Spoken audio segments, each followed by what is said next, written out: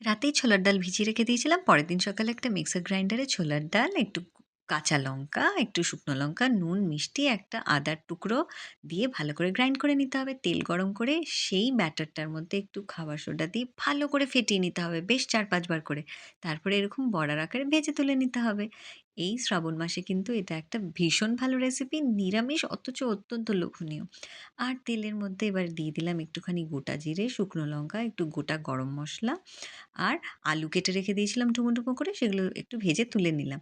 তারপরে সেম তেলে টমেটো দিয়ে দিলাম। টমেটোটা একটু যখন গলে যাবে তার মধ্যে ধনে গুঁড়ো, জিরে গুঁড়ো, শুকনো লঙ্কা গুঁড়ো, নুন, মিষ্টি, একটু হলুদ, একটু কাঁচা লঙ্কা কুচি আর একটু গরম মসলা গুঁড়ো দিয়ে ভালো করে নেড়েচেড়ে নিতে হবে। দিয়ে আলুগুলোও ছেড়ে দিলাম।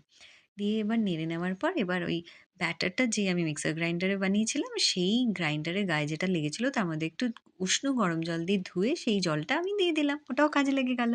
যখন এটা ফুটবে তখন একটু হিং দিয়ে দিয়েছিলাম। আর হিঙের গন্ধটা দারুণ লাগে। তারপরে একটু ধনেপাতা ছিটিয়ে জাস্ট সার্ভ